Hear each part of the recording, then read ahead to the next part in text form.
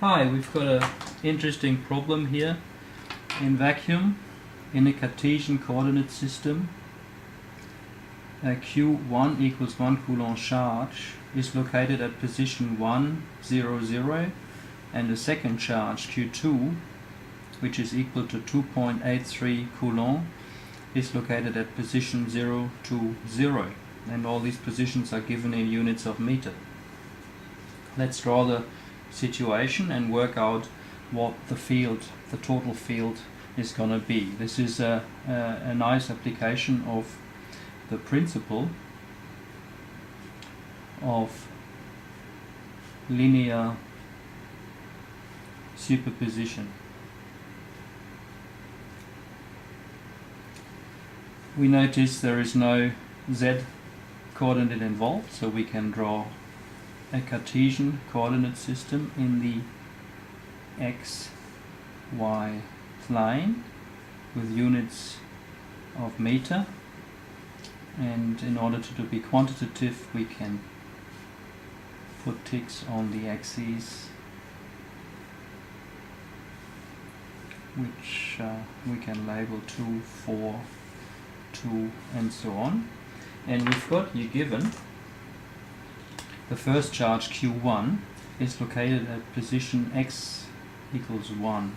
That's here. So we've got a charge Q1 here, and we've got a second charge Q2, this one, which is larger, so I'll put a few more symbols in there, but also positive, so that's Q2, and that's located on the y-axis at position 0, 2. And we want to work out the field, the net field of this, so we need to define a point of interest. Let's say that point of interest is here at position 1, 1, 0. What is going to be the net field at that point, the net electric field? So the question is the E field at point 1, 1, 0. It will have two components. It will have a component due to charge Q1 pointing upward, and it will have a second component due to source charge Q2, which is pointing roughly in this direction. So the net electric field vector, E total, is the sum of these two contributions, E1 plus E2. And this equal sign assumes that the principle of linear superposition is valid in electromagnetism, which it is. So in order to work this out, we need to work out the individual contribution. Electric fields are given as such in the SI system. They are equal to 1 on 4 pi epsilon naught, whereby epsilon naught is the dielectric constant in vacuum. And for problem solving like this, it's convenient to abbreviate it or to approximate it like this, as 10 to the minus 9 divided by 36 pi farad on meter. Then we have a charge Q1 in here, and we need to express the directionality of the vector by working out the difference vector r minus r1, dividing it by its magnitude. And we also need to take into account that the electric field tends to decay in strength with 1 over distance square. That brings in a cube here. And these vectors r and r1 I've just introduced, they are these ones. This is the vector r, and the vector r1 is this one.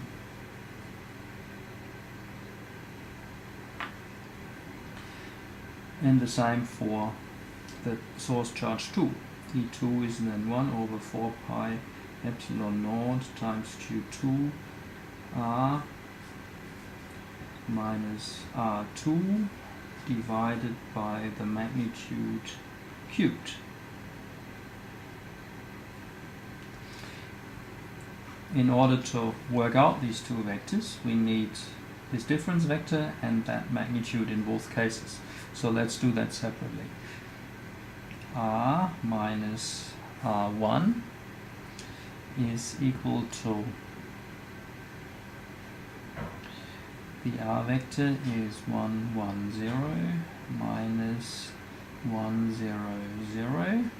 That's equal to 0, 1, 0. And R minus R2 is equal to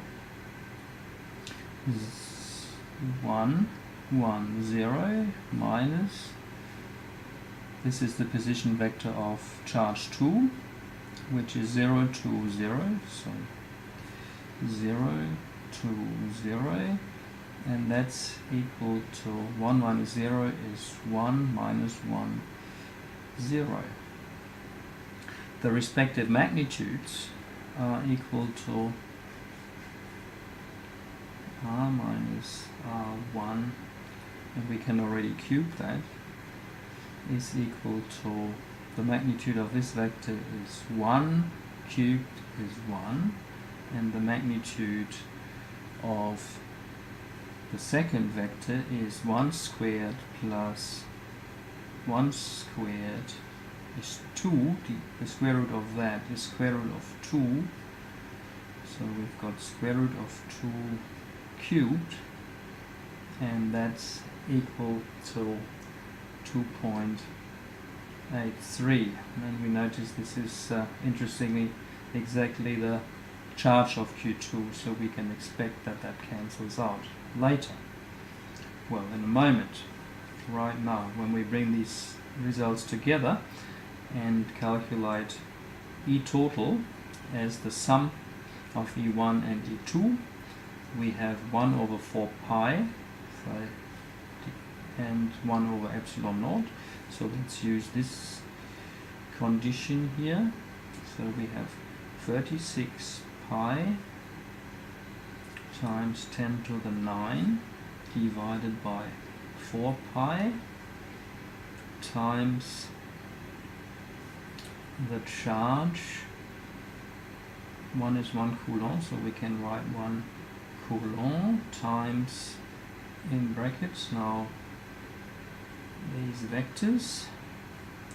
This is the difference vector 0, 1, 0, and we now apply the principle of linear superposition and add the second vector, but we also have to consider that the second charge is larger, so we write 2.83 times